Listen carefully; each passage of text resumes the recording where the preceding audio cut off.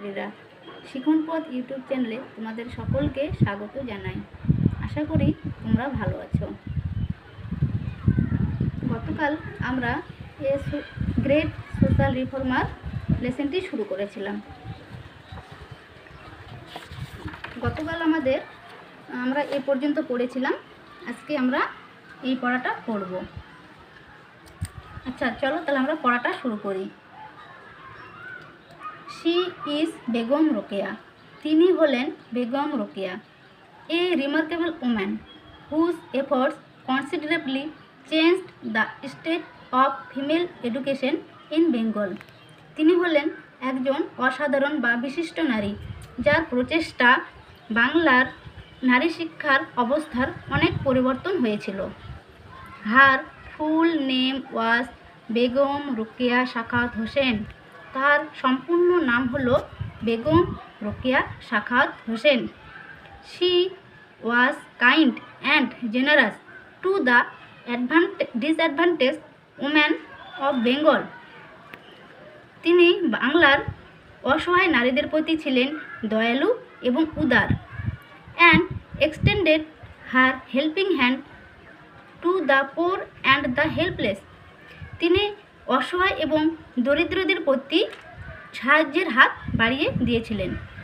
She was the pioneer in setting up a school for the poor Muslim girls of Bengal. তিনি বাংলার মুসলিম মেয়েদের বিদ্যালয় প্রতিষ্ঠার ক্ষেত্রে তিনি ছিলেন পথিকৃৎ বা অগ্রদূত।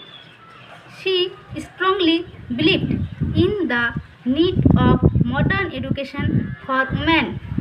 তিনি দৃঢ়ভাবে বিশ্বাস করতেন যে নারীদের আধুনিক শিক্ষার প্রয়োজনীয়তা রয়েছে। এবার দেখো দ্বিতীয় প্যারাটি। Begum Rokeya was born in an affluent Muslim family. Affluent কথাটির অর্থ হলো ধনী। বেগম রোকেয়া একটি সম্ভ্রান্ত মুসলিম পরিবারে জন্মগ্রহণ করেছিলেন। Though she never went to school. যদিও তিনি কখনো বিদ্যালয়ে যাননি, Rokeya educated herself through her own interest and efforts. কিন্তু তিনি নিজের আগ্রহ এবং চেষ্টার মাধ্যমে নিজেকে শিক্ষিত করে তুলেছিলেন। She learned Arabic and Persian at home. তিনি বাড়িতে আরবি এবং ফার্সি শিখেছিলেন, and also received lessons in Bengali and English. আরবি এবং ফার্সি শিক্ষার পাশাপাশি তিনি বাংলা এবং ইংরেজিও শিক্ষালাভ করেছিলেন। Some great books written by her both in Bengali and English. তার লেখা বিখ্যাত কিছু বই, যেটি বাংলা এবং ইংরেজিতে লেখা, will be remembered for ever. যে বইগুলি আমাদের কাছে চিরস্মরণীয় হয়ে থাকবে। হলো পড়াটি। আচ্ছা, আমরা একটু এই 107 পৃষ্ঠায় যে শব্দার্থগুলি দেওয়া আছে সেগুলো একটু দেখে নেব। কি দেওয়া আছে? প্রথমে দেওয়া আছে জেনারাস। জেনারাস কথার অর্থ হলো উদার, বা ইংরেজিতে কি বলা আছে? Giving freely. মানে কাউকে কোনো কিছু দেওয়ার ক্ষেত্রে, অর্থ, সাহস দেওয়ার ক্ষেত্রে সে খুব কোনো ইতস্তত বোধ না করেই দিয়ে দিত, মানে মনের মধ্যে কোনো হিংসা না থাকা। ডিসঅ্যাডভান্টেজ কি বলেছে? ইন অ্যান আনফেভারেবল পজিশন, মানে খুব খারাপ অবস্থা, দুরবস্থা, তোমরা বলতে পারো দুরবস্থা। পিওনার কথার অর্থ হলো অগ্রদূত বা পথিকৃৎ। ইংরেজিতে বলবে পথ ব্রেকার, বা এটা হলো তার সমর্থক শব্দ। অ্যাফ্লুয়েন্ট মানে হলো প্রচুর বা ধন সম্পদে অনেক আছে সেসব ব্যক্তিদের আমরা বলবো অ্যাফ্লুয়েন্ট। হ্যাভিং মানে টাকা পয়সা আছে। এবার আজকে মানে এই পড়াটার সাথে সাথে অ্যাক্টিভিটি 1 আর 2টা করে নেব।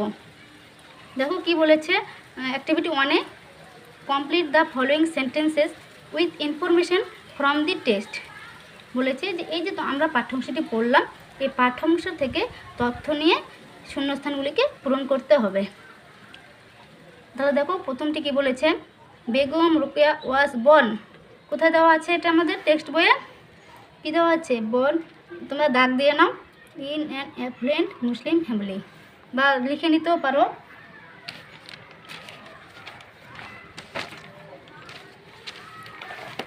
লিখে নাও, তাহলে তোমাদের বেশ মনে থাকবে।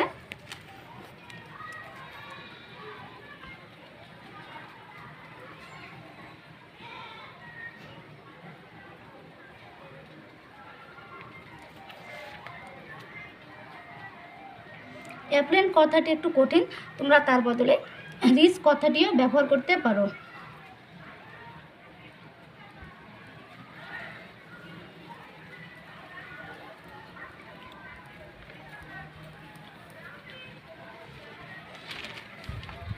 দেখো তারপরে কি বলেছে, অ্যাট হোম শি লার্ন, তার মানে কি তিনি বাড়িতে শিখেছিলেন। কি শিখেছিলেন দেখে নেই টেক্সট বইয়ে। Arabic and Persian and also receive lessons in Bengali and English. এ পর্যন্ত তোমরা লিখে নাও।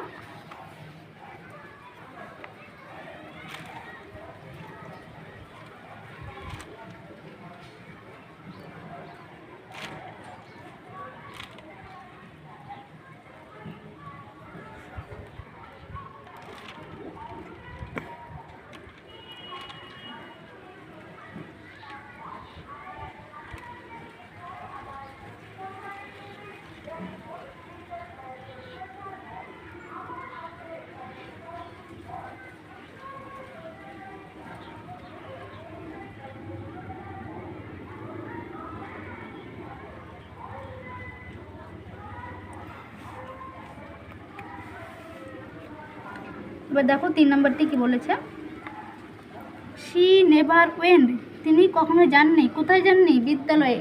দেখো বইয়ে কোথায় দেওয়া আছে, তোমরা দাগ দিয়ে নাও। ওয়েন্ট টু স্কুল, তারপরে কথাটা আমরা লিখবো।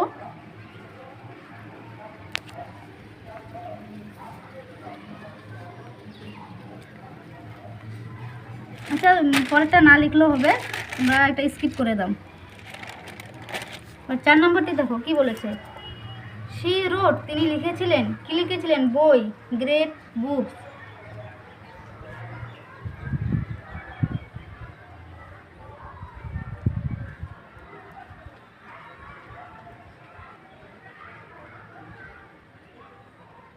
হলো তোমাদের লেখা। এবার দেখো পরের অ্যাক্টিভিটিটা, table A and table B have words with opposite meaning. কি বলেছে যে টেবিল এতে যে শব্দগুলি দেওয়া আছে সেই শব্দগুলির বিপরীত শব্দ টেবিল বিতে দেওয়া আছে। দেখো কাইন্ড, কাইন্ড মানে কি? কাইন্ড মানে হলো দয়ালু। দেখি টেবিল বিতে বিপরীত শব্দ কোনটি হবে। দেখো রিচ, রিচ মানে ধনী। ফরগেট, ফরগেট মানে ভুলে যাওয়া। তারপরে কি দেওয়া আছে? দেওয়া আছে যে ক্রুয়েল, ক্রুয়েল মানে হলো নিষ্ঠুর, মানে হলো যার মনের মধ্যে কোনো দয়া মায়া নেই। ডিসঅ্যাডভান্টেজ মানে অসুবিধা। তাহলে কাইন্ড কথাটির বিপরীত শব্দ কোনটি হবে? ক্রুয়েল, 3 নম্বরটি হবে।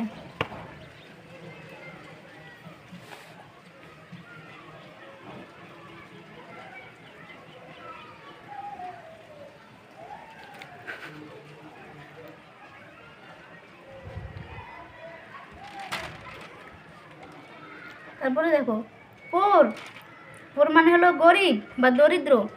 এই শব্দটির বিপরীত শব্দ কী হবে? রিচ। দেখো প্রথমে দেওয়া আছে রিচ, তোমার দাগ টেনে নেবে। আমি এখানে লিখছি বটে, কিন্তু তোমরা দাগ টেনে দেবে। পোরের সাথে কী হবে? তোমরা এইভাবে দাগ টেনে দেবে, রিচ। তারপর দেখো কী বলা আছে? অ্যাডভান্টেজ, অ্যাডভান্টেজ মানে হলো সুবিধা, সুবিধার বিপরীত অসুবিধা। অসুবিধা কোনটি হবে? ডিসঅ্যাডভান্টেজ, ডিসঅ্যাডভান্টেজ মানে হলো অসুবিধা। তোমরা দাগ টেনে নাও ডিসঅ্যাডভান্টেজে।